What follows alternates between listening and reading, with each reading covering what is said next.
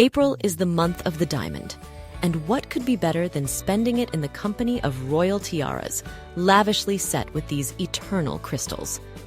Today, I'm going to show you 10 diamond tiaras that have impressed me the most. Some of them you'll recognize instantly. They're familiar from stamps, banknotes, and iconic portraits. Others appear in public so rarely that each glimpse feels like an event. Out of dozens of dazzling candidates, each of them capable of stunning with their brilliance, I've chosen just 10. And I'll admit, it wasn't easy. I didn't select them based on price or fame. What mattered most was a combination of aesthetics, history, significance, and of course, that personal spark of awe. This list is a mix, from sleek Art Deco lines to heavyweight diadems that are difficult even to hold in place. And in that diversity lies true magic. One of these tiaras was thought to be lost, another followed its owner through years of exile, and one, for a long time, wasn't even seen as a serious piece of jewelry until one wedding changed everything. Ready to dive into brilliance and power? Then let's begin. Before we begin, please support my channel by clicking on the like and subscribe buttons. Thank you. Opening my list is Queen Mary's Diamond Bandeau, a tiara we suddenly saw again in 2018 when Meghan Markle wore it at her wedding to Prince Harry. Before that, it had spent over 6 decades in the royal vaults, and many had forgotten it even existed. This tiara looks strikingly modern, but in fact it was made in 1932, commissioned by Queen Mary herself. Its central element is a diamond brooch that was gifted to the young Princess Victoria Mary by the County of Lincoln on her marriage to the Duke of York in 1893. Nearly 40 years later, the brooch was given a new life. Queen Mary had it set into a delicate platinum frame, adorned with smaller diamonds, to create an Art Deco-style bandeau. To me, it's one of the softest and purest tiaras in form. It's slender, airy, with perfect proportions. No ornate motifs, no intrusive symbols or heavy constructions. And it's a tiara that suits a bride, a symbol of a new beginning. It was the perfect choice for Meghan's bridal look, with her sleek hairstyle and minimalist gown by Claire Waite Keller. Everything that day was about the idea of a modern fairy tale, and this tiara was the final, defining touch. Interestingly, Queen Mary herself didn't wear this bandeau very often. Occasionally for premieres, concerts, or lighter evening events, she tended to prefer larger, weightier tiaras, more fitting for a dowager queen. This bandeau was more of an elegant toy than a major piece in her collection, but that makes its return in our time all the more precious, and perhaps it's ready for a new chapter in the hands of a future generation of princesses. I would truly love to see it again, even if not at a state banquet, then at least in a portrait or an exhibition. Because there is something warm and luminous about this tiara. It doesn't try to impress, it's simply beautiful. List is the Imperial Chrysanthemum Tiara, and here we step into a completely different world, one shaped by tradition and the solemn grandeur of the Japanese monarchy. This tiara is not just a piece of jewelry, it is a symbol, the embodiment of absolute authority and significance, and only the empress may wear it. A distinctive feature of the Japanese court tradition is that all jewelry worn at official events must be white, meaning exclusively made of colorless gemstones and pearls. Color is reserved for clothing alone. That's why diamond tiaras are perceived differently here, as part of the ceremony, an extension of strict protocol. This is not merely adornment, it is a visual code of monarchy. What's fascinating is that the Imperial Chrysanthemum Tiara wasn't even a tiara to begin with. In 1915, Empress Teimei commissioned Mikimoto to create a magnificent diamond corsage ornament composed of multiple chrysanthemums. Just 2 years later, in 1917, this piece of jewelry was transformed into the majestic tiara we know today. The Chrysanthemum Tiara is passed down from empress to empress. It was worn by Nagako, wife of Emperor Hirohito, and then by Michiko, the first Japanese empress not of aristocratic birth. Michiko wore it for state visits, formal receptions, and New Year's audiences, until she ultimately gave up wearing tiaras altogether in 2012. After that, the tiara vanished from the public eye for a full decade. And then, a long-awaited return. In 2023, during a state visit to the United Kingdom, Empress Masako wore the imperial chrysanthemum tiara to the banquet at Buckingham Palace. It was her debut in this tiara, and possibly the first time the piece had ever left Japan. A restrained look, a modest gown, and a classic hairstyle provided the perfect backdrop for a tiara that blends history, status, and symbolism in one. To me, this tiara is the ultimate expression of Japanese aesthetics. Restraint, depth, dignity. It doesn't try to dazzle, it speaks quietly, but with weight. After the restrained sparkle of the Japanese chrysanthemum comes a true burst of classical European opulence. Queen Sophia's diamond tiara is not a dainty bandeau, nor is it graphic Art Deco. It's a grand, richly detailed piece with large stones and a swirling floral design, the kind of tiara that looks as if it stepped straight out of a formal portrait from the early 20th century. This tiara was a wedding gift to Princess Sophia of Prussia when she married Crown Prince Constantine of Greece in 1889. Most likely, it came from her mother, Empress Frederica, widow of Friedrich III and daughter of Queen Victoria. And although Sophia had several tiaras, this one became inseparable from her image. She wore it in nearly all her official portraits, both as crown princess and later as queen. But what truly brings this tiara story to life is the journey it has taken alongside its wearers. The Greek royal family found itself in exile more than once, and the jewels would disappear, only to resurface again, sometimes years later. After Queen Sophia's death in 1932, the tiara was inherited by her sons and later gifted to the young bride of Prince Paul, Princess Frederica of Hanover. She wore it for decades, at receptions, at the Vatican banquet, during visits to Yugoslavia, Ethiopia, Sweden, and then another exile, another long silence. For years, the tiara was thought lost. Some believed it had been sold. Others feared it was gone forever. But in 2012, something of a miracle happened. Crown Princess Marie Chantal, wife of Frederica's grandson, wore the tiara to the banquet celebrating the Queen of Denmark's Jubilee. The jewel was instantly recognized, and that evening its brilliance outshone almost everything else. Since then, it's reappeared at major events, including the birthdays of Princess Ingrid Alexandra and Prince Christian of Denmark. To me, this isn't just a story about diamonds. It's a story about memory, continuity, how even after decades of silence, jewels return. And with them, the faces, the stories, the legacies. Next on the list, one of the most recognizable tiaras in the world, and I must admit, one of my personal favorites, not just among diamond tiaras, but of all tiaras, the girls of Great Britain and Ireland. Tiara isn't just a symbol of the British monarchy. It's not too small, nor overly grand. It's perfectly balanced, flawlessly shaped, a tiara that feels as though it were made for a queen. Its story is well known, but I can't leave it out. In 1893, a group of women from across Britain and Ireland raised funds by public subscription to present a wedding gift to Princess May of Teck, the future Queen Mary.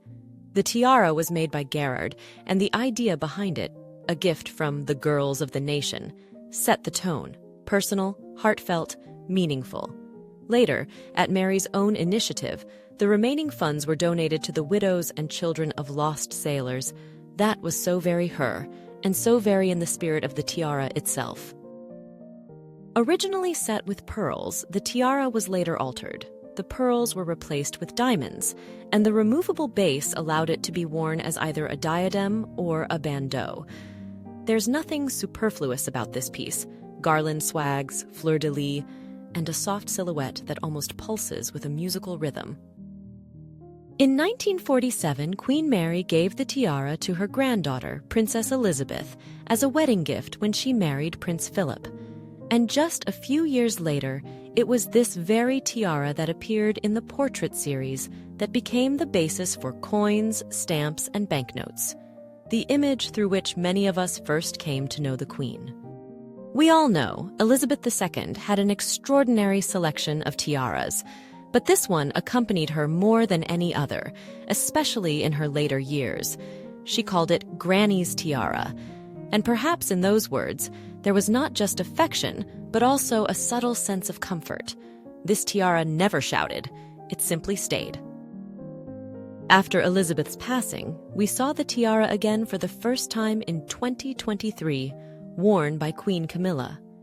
It was a moment of continuity, but also the start of a new chapter, the familiar silhouette now speaking with a different voice.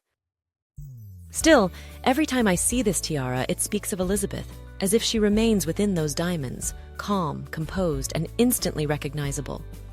And now, the next tiara takes us into a very different world. There's no softness here, no hint of flexibility. This is geometry, icy brilliance, a sheer wall of light. And if you've ever wondered how a piece so Russian in style ended up in the British Royal Collection, let me tell you the story. This is Queen Alexandra's Kokoshnik. Geometric and powerful, this tiara looks as if it were forged from pure diamond ice. I'd even say it's not a tiara, it's a wall of diamonds. And that's no exaggeration. It holds over 480 stones, creating a truly dazzling glow.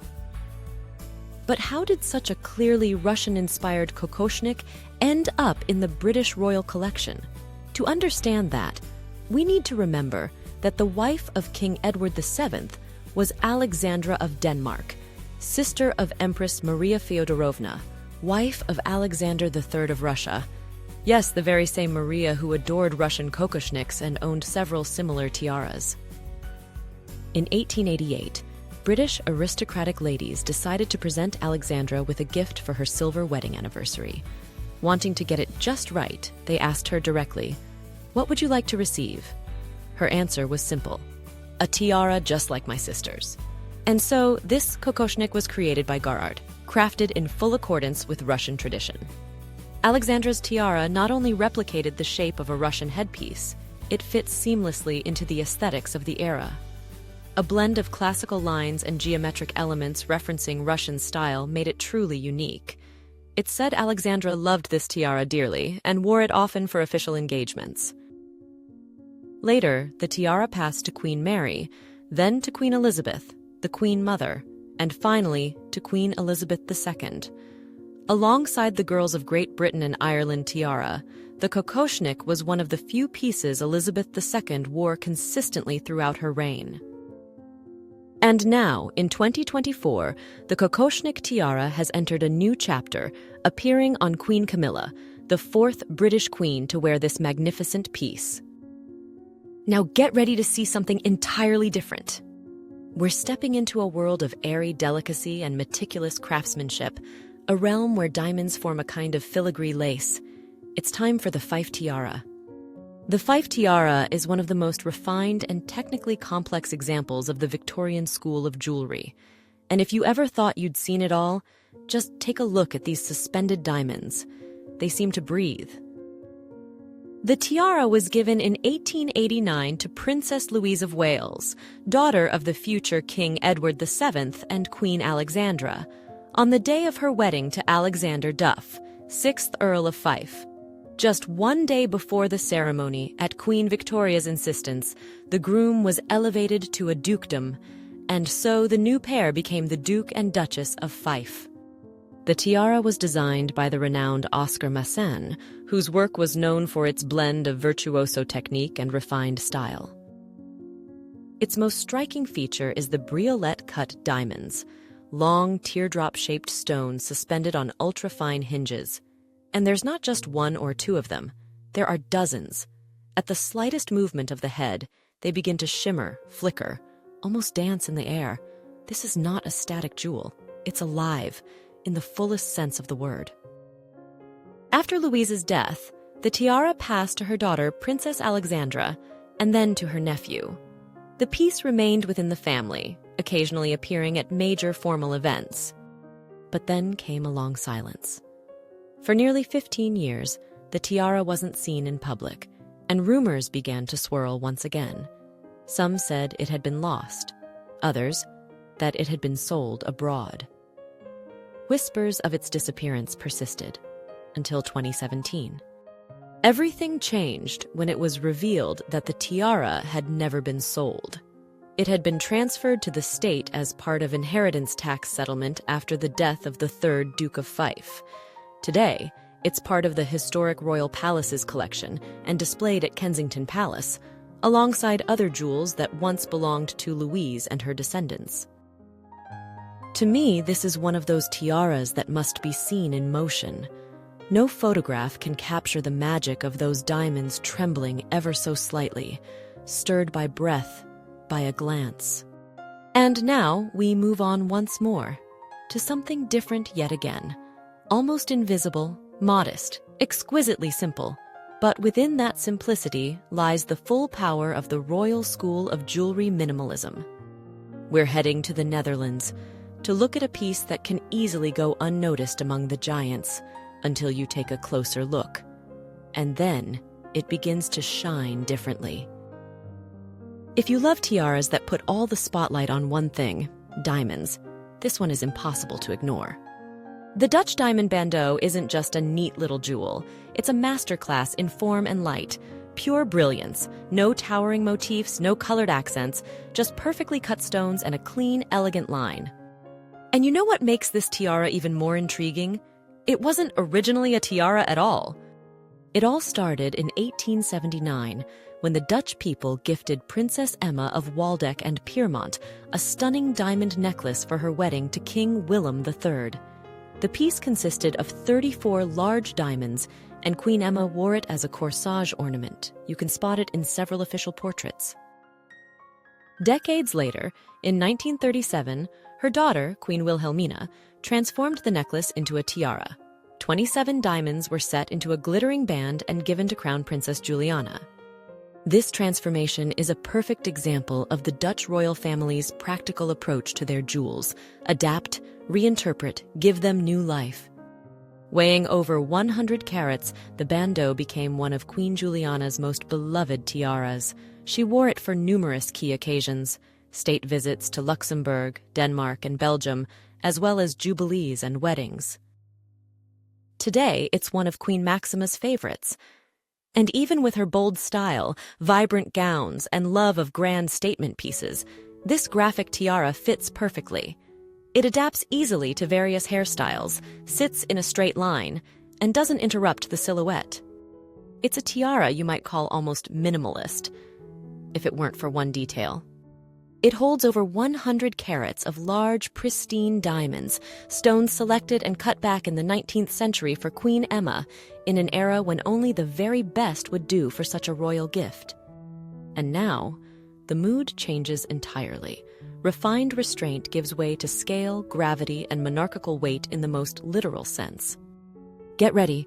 The next tiara weighs nearly half a kilo, can be spotted from the back of the room, and its story begins in Brazil and continues in Sweden. You've probably already guessed. Up next is the Braganza tiara. Let's start with the most important part. This is one of the oldest and most exotic tiaras in any European collection. Can you imagine? It carries the spirit of Brazil, yet lives in Sweden. Sounds like the opening of a historical novel, doesn't it? This tiara came to life thanks to Emperor Pedro I of Brazil, who wanted to give his second wife, Princess Amélie of Leuchtenberg, a truly magnificent gift. To do so, he purchased diamonds from the personal collection of his first wife, Empress Maria Leopoldina of Austria, and commissioned Parisian jewelers to craft a tiara that would outshine every other gem in the empire. The result? A colossal, diamond-encrusted tiara that instantly became a symbol of power and wealth in the Brazilian court. And just imagine wearing that on your head. It's said to be so heavy and cumbersome that wearing it for any length of time is a serious challenge. But the real intrigue began after Princess Amélie left Brazil and moved to Europe. In 1873, after her death, the tiara passed to her sister, Queen Josefina of Sweden, and for more than 150 years, this Brazilian beauty has lived in the Swedish royal family. It has been worn by Queen Sophia, Queen Victoria, Queen Louise. But no one is more closely connected to it than the current queen. Silvia, whose mother was born in Brazil.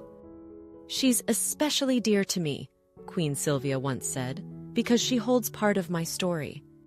She wore the Braganza tiara for the first time in 1976, shortly after her wedding, for an official portrait.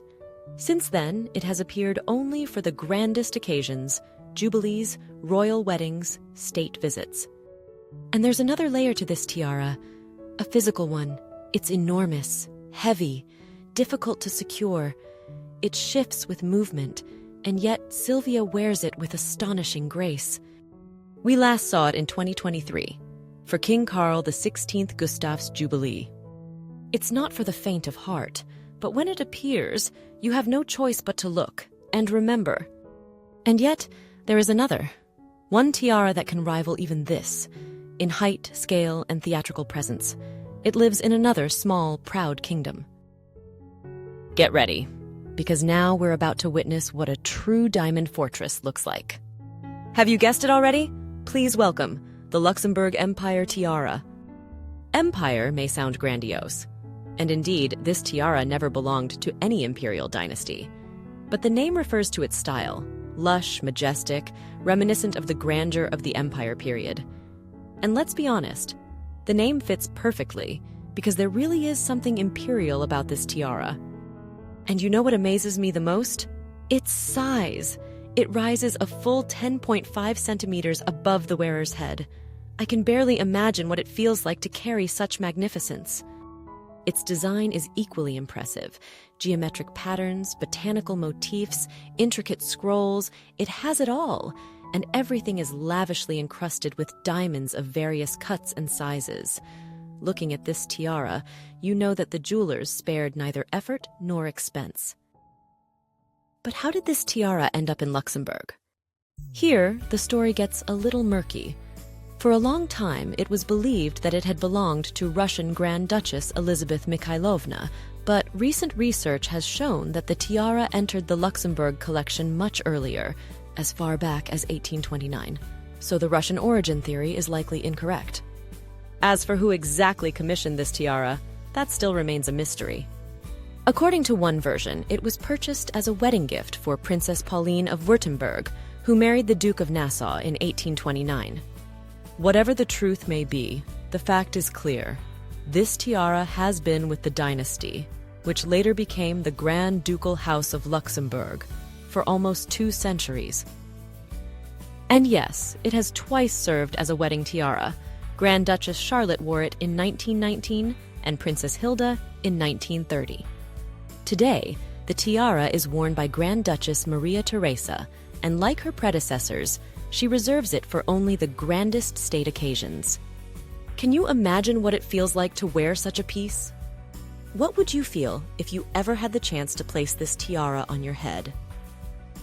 And now, to close our diamond journey, I want to end with a piece that combines an exceptional gemstone, exquisite craftsmanship, and a story that reads almost like a royal mystery novel. This is the Steuart Tiara, the imperial crown jewel of the Dutch royal collection, quite literally. At its center sits a 39.75 carat diamond, known as the Stuart diamond, one of the largest and oldest in Europe's royal collections. It belonged to Queen Mary II and King William III, and was purchased by them around 1690. The diamond, a faceted pear shape with a hint of sea green or blue, was gifted to Mary, and after William's death it returned to the Netherlands. Over time, it was reimagined many times as a brooch, an aigrette, a pendant, a necklace. Finally, in 1897, it was set at the heart of a new tiara commissioned by Queen Emma for the investiture of her daughter, Queen Wilhelmina. Created by jeweler Edward Sherman, the tiara is not just about that central stone.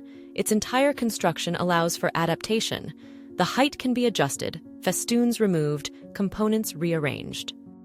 Queen Wilhelmina wore it not just for her investiture, but also for her wedding, in a smaller configuration. Her daughter, Juliana, was also loyal to this tiara, wearing it on state visits and royal weddings across Europe. And then came the long silence. Queen Beatrix never wore the Steuart tiara. For decades, it seemed lost to history. Until one evening in 2018 at Buckingham Palace, when Queen Maxima stepped into the ballroom in a full diamond ensemble, necklace, earrings, and, finally, the full Steuart Tiara in all its weighty, blazing glory. Since then, the tiara has made repeated returns in different variations. Maxima experiments, switching central elements, altering height, turning parts into earrings. And yet, the essence remains. This is a symbol of dynasty, wealth, and sheer style. And there we have it, 10 diamond stories, 10 reflections of royal power and personal expression. Which one stood out most to you? And perhaps, which tiara do you think should have made the list? Share your thoughts in the comments. If you enjoyed this journey through the sparkling world of royal diamonds, don't forget to subscribe to the channel. There's so much more ahead. Rare jewels, forgotten portraits, and unbelievable royal destinies. See you in the next sparkling episode.